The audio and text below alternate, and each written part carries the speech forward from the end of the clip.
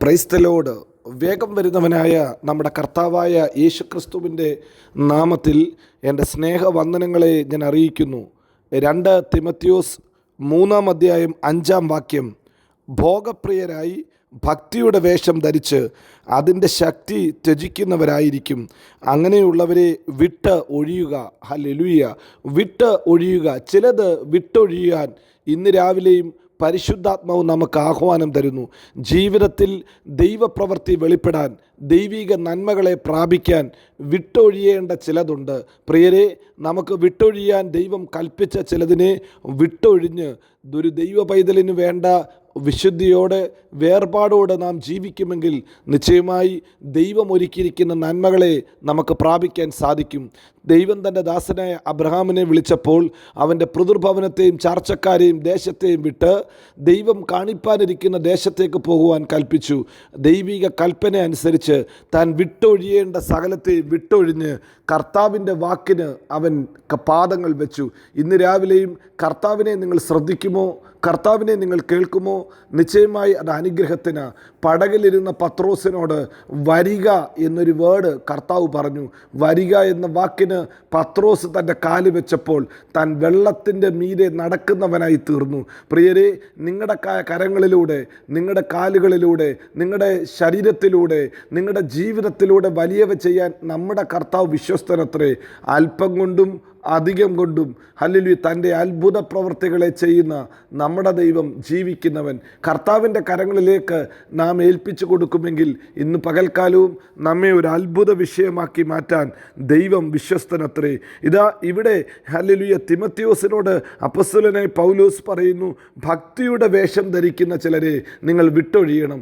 ഭക്തിയില്ല, എന്നാൽ ഭക്തനെ പോലെ അവർ ബിഹേവ് ചെയ്യും. താൻ ഒത്തിരി കാര്യങ്ങൾ വിളിച്ചു പറയുന്നു. മനുഷ്യർ അന്ത്യകാലത്ത് സ്വസ്നേഹികളും ദ്രവ്യാഗ്രഹികളും വമ്പ് പറയുന്നവരും അഹങ്കാരികളും ദൂഷകന്മാരും അമ്മയപ്പന്മാരെ അനുസരിക്കാത്തവരും നന്ദി കെട്ടവരും അശുദ്ധരും വാത്സല്യമില്ലാത്തവരും ഇണങ്ങാത്തവരും ഏഷണിക്കാരും അജിതേന്ദ്രന്മാരും ഹല്ലേലൂയ ഉഗ്രന്മാരും സൽഗുണദ്വേഷികളും ദ്രോഹികളും ധാർഷ്ട്യക്കാരും നിഗളികളും അങ്ങനെ ദൈവപ്രിയം ഇല്ലാത്ത ഹല്ലേലൂയ ഒരു ജനതയായി മാറും. ഈ ഒത്തിരി പ്രശ്നങ്ങൾ പറഞ്ഞിട്ട്, ഒത്തിരി ഹല്ലേലൂയ പാപങ്ങളുടെ കാര്യങ്ങൾ അക്കമിട്ട് പറഞ്ഞിട്ട് അപ്പോസ്തലനായ പൗലോസ് പറയുന്നു, ഈ പാപങ്ങൾ ഇരിക്കെ, ഈ പാപങ്ങൾ അകത്ത് വെച്ചുകൊണ്ട് തന്നെ അവർ ഭക്തിയുടെ വേഷം ധരിക്കുന്ന മനുഷ്യരായിത്തീരും. പ്രിയരെ, ഈ കാലഘട്ടത്തിൽ ഹല്ലേലൂയ നമുക്ക് തിരിച്ചറിയേണ്ടത് അങ്ങനെയുള്ള വ്യക്തികളെ അത്രേ. യെശയ്യാ പ്രവാചകൻ അതുകൊണ്ട് ഇങ്ങനെ വിളിച്ചു പറഞ്ഞു. യെശയ്യാവ് 29:13, ഈ ജനം അടുത്തു വന്ന് വാഗൊണ്ടും അധരം കൊണ്ടും എന്നെ ബഹുമാനിക്കുന്നു, എങ്കിലും തങ്ങളുടെ ഹൃദയത്തെ അവർ എങ്കിൽ നിന്ന് ദൂരെ തകറ്റി വെച്ചിരിക്കുന്നു. Hallelujah, hallelujah. ദൈവത്തിൻ്റെ പൈതലേ, ഹല്ലേലൂയ. അവർ വാഗൊണ്ട് ദൈവത്തെ സ്തുതിക്കുന്നു. അവരുടെ പ്രാർത്ഥന കേട്ടാൽ, അവരുടെ ആരാധന കേട്ടാൽ ഭയങ്കര ഭക്തിയായിട്ട് നമുക്ക് തോന്നും. ഭക്തിയുടെ വേഷമാണ് അവർ ധരിച്ചിരിക്കുന്നത്. അവരുടെ ഹൃദയം ദൈവത്തിൽ നിന്ന് ഒത്തിരി അകലത്തായിരിക്കുന്നത്. ഹല്ലേലൂയ. ഇന്ന് രാവിലെയും നമ്മുടെ ജീവിതത്തിൽ ഇങ്ങനെയുള്ള ഹല്ലേലൂയ കള്ള പ്രവാചകന്മാരെ, കള്ള ഹല്ലേലൂയ വിശ്വാസികളെ നാം തിരിച്ചറിയണം. അവരെ മാതൃകയാക്കാതെ, അവരുടെ ജീവിതത്തിലെ തെറ്റുകളെ നാം പഠിക്കാതെ ദൈവിക വിശുദ്ധിയിൽ ജീവിപ്പാൻ നമുക്ക് ശ്രമിക്കാം. നിങ്ങൾ ഇങ്ങനെയുള്ളവരെ വിട്ടൊഴിയുവീൻ, ഇങ്ങനെയുള്ളവരെ വിട്ടൊഴിയുവീൻ എന്ന പൗലോസ് അപ്പോസ്തലൻ പഠിപ്പിക്കുന്നത്. പ്രിയരെ, ഇന്ന് പകൽക്കാലവും ദൈവവചനം വായിച്ച് അതിന് തക്കവണ്ണം നമ്മുടെ ജീവിതത്തെ ക്രമപ്പെടുത്താം. നമ്മുടെ വാഴ്ത്തപ്പെട്ട കർത്താവ് തൻ്റെ മലയിലെ പ്രസംഗത്തിൽ ഇപ്രകാരം പറഞ്ഞു. മത്തായി 7:15, കള്ളപ്രവാചകന്മാരെ സൂക്ഷിച്ചു കൊള്ളുവീൻ, അവർ ആടുകളുടെ വേഷം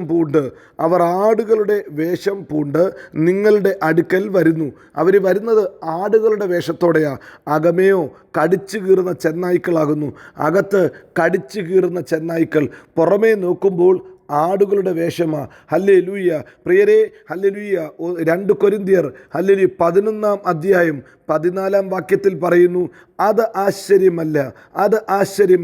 കള്ളപ്രവാചകന്മാർ ക്രിസ്തുവിൻ്റെ അപ്പസ്തോലന്മാരുടെ വേഷം ധരിക്കുന്നത് ആശ്ചര്യമല്ല.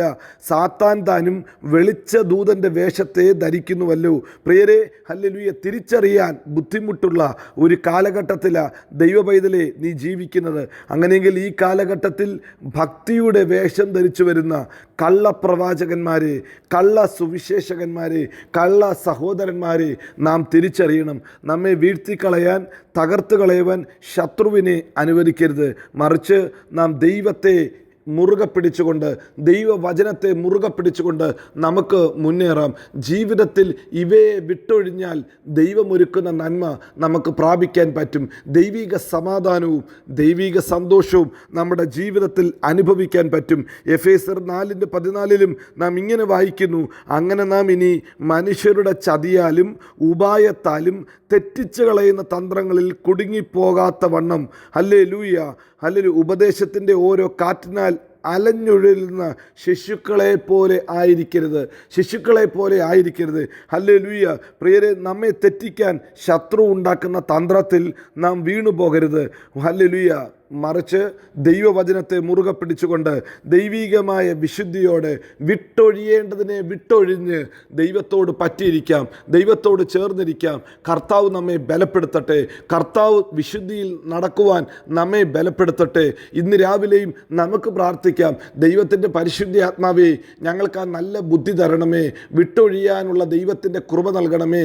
ശത്രുവിൻ്റെ തന്ത്രത്തിൽ അകപ്പെടാത്ത വണ്ണം, ശത്രുവിൻ്റെ ഹല്ലേലൂയ തെറ്റായ ആലോചനകളിൽ വീണു പോകാത്ത വണ്ണം അടിയങ്ങളെ എല്ലാവരെയും ബലപ്പെടുത്തണം. ഇന്ന് പകൽക്കാലം ഈ വചനം കേൾക്കുന്ന നിൻ്റെ മക്കളെ ദൈവിക വിശുദ്ധിയിൽ അങ്ങ് കാത്തു സൂക്ഷിക്കണം. പോകേണ്ടുന്ന വഴിയിൽ ഇവരെ നടത്തണം. ശത്രുവിൻ്റെ ആയുധമാക്കി തീർക്കാതെ കർത്താവിൻ്റെ കരത്തിൽ ഇവരെ എല്ലാവരെയും പ്രയോജനപ്പെടുത്തണം. യേശുവിൻ്റെ നാമത്തിൽ ബ്ലസ് ചെയ്യുന്നു. കർത്താവ് അനുഗ്രഹിക്കട്ടെ. നമ്മെ കർത്താവ് എല്ലായിടത്തും എല്ലായ്പ്പോഴും ക്രിസ്തയേശുവിൽ ജയോത്സവമാക്കി നടത്തുമാറാകട്ടെ. God bless you. ആമീൻ, ആമീൻ.